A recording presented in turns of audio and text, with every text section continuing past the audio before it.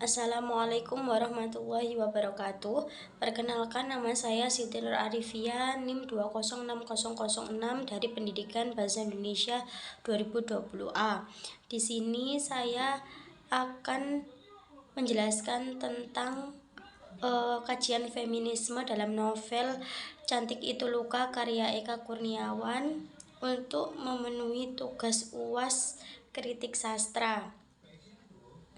Sesuai dengan hasil yang dikaji, kedudukan dan peran tokoh-tokoh perempuan serta ketidakadilan gender dalam novel Cantik Itu Luka karya Eka Kurniawan. Dari cerita dalam novel tersebut diperoleh data tokoh-tokoh perempuan dalam novel Cantik Itu Luka karya Eka Kurniawan, yaitu yang pertama Dewi Ayu, Rosina, Mama Kalong, Alamanda, Adinda, dan Maya Dewi. Hasil penelitian dalam novel Cantik Itu Luka karya Eka Kurniawan terdapat peranan tokoh perempuan sebagai anak, istri, ibu, dan pekerjaan. Dalam perannya sebagai anak, tokoh Amanda, Adinda, dan Maya Dewi memiliki peranan yang patuh dan taat kepada ibunya. Peranan sebagai istri, Dewi Ayu, Alamanda, Adinda, dan Maya Dewi melayani suaminya, walaupun terkadang terdapat unsur paksaan dari hati mereka. Dewi Ayu memiliki tokoh utama berperan sebagai pekerja seks komersional yang profesional.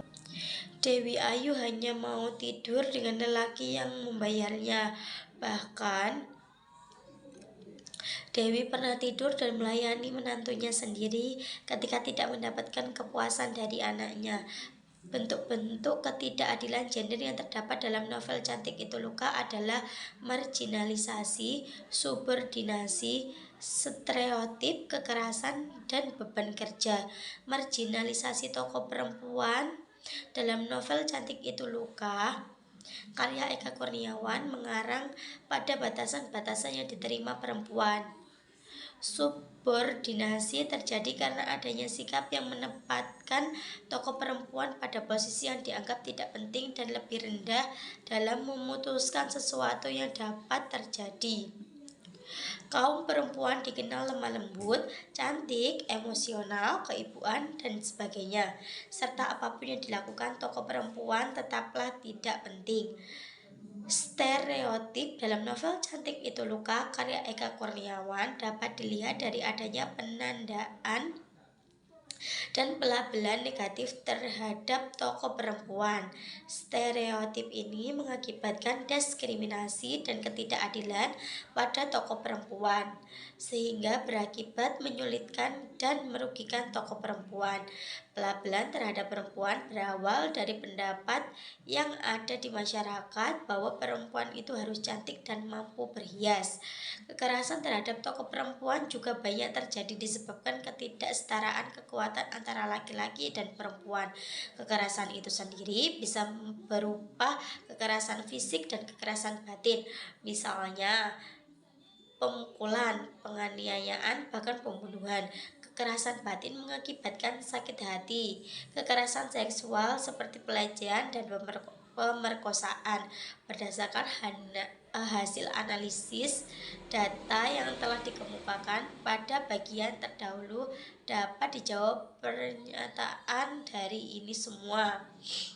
Pernyataan ini adalah untuk mendeskripsikan kedudukan perempuan, peran perempuan, dan ketidakadilan gender dalam novel Cantik Itu Luka terhadap novel Cantik Itu Luka karya Eka Kurniawan. Maka dapat ditemukan jawaban, yaitu kedudukan dan peran perempuan. Pada tokoh utama Dewi Ayu memiliki peran dan kedudukan perempuan sebagai seorang istri, peran dan kedudukan perempuan dalam dunia kerja, dan peran dan kedudukan perempuan dalam masyarakat. Tokoh Dewi Ayu memiliki darah keturunan Belanda. Dewi memiliki peran dan kedudukan sebagai seorang ibu tunggal yang memiliki 4 orang anak. Dewi Ayu menjadi ibu tunggal dalam mengurus anak-anaknya karena keempat anaknya tidak diketahui siapa ayahnya. Walau menjadi ibu tunggal, tetap memberi terbaik untuk memberikan terbaik untuk anak-anaknya. Selain berkedudukan sebagai seorang ibu, tokoh Dewi Ayu berkedudukan dan berperan sebagai seorang istri. Setidaknya ia menikah dengan Mak Gendik dan melayani Mak Gendik. Walaupun dengan melayani Mak Gendik tak menyukainya, anak-anak Dewi Ayu berkedudukan.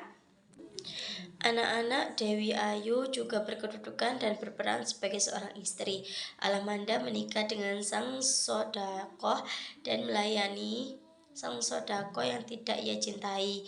Adinda, anak kedua Dewi Ayu, menikah dengan Kamarat Kliwon yang dulu menjadi kekasih Alamanda. Setelah pernikahannya dengan Kamarat Kliwon, Adinda menjadi istri yang mendampingi suami, melayani suami, dan mendukung setiap pekerjaan yang dijalani suaminya. Tokoh Maya Dewi pun memiliki kedudukan dan peran sebagai istri di umur yang masih sangat kecil untuk memahami dan menjalani rumah tangga. Maya Dewi bisa menjalani perannya dengan baik. Maya Dewi menjadi istri yang dibanggakan karena mampu menghandle rumah dengan baik. Dari membereskan rumah, memasak, dan menyiapkan segala kebutuhan suaminya, berkedudukan dan berperan dalam masyarakat, Dewi Ayu mendapatkan hal terpahit yang merubah status sosialnya di masyarakat. Dewi Ayu dijadikan sebagai pemuas nafsu pasukan Jepang. Dewi Ayu tidak mampu melakukan perlawanan lebih terhadap kaum yang menindasnya. Keterlibatan Mama Kalong sebagai mucikari yang memiliki bisnis trafficking atau perdagangan manusia juga ikut menjerumuskan Dewi Ayu ke dalam dunia pelacuran.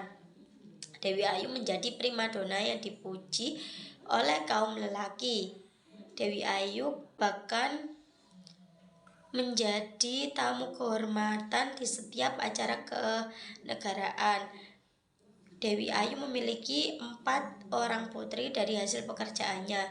Dewi Ayu menjadi tulang punggung keluarga sebab ia adalah orang tua tunggal bagi anak-anaknya. Dewi Ayu dimanfaatkan kecantikan paras dan tubuhnya sebagai komoditi ekonomi. Seluruh kisah yang digambarkan oleh Eka Kurniawan itu tidak lain merupakan gambaran kehidupan perempuan yang terjadi pada masa kolonial.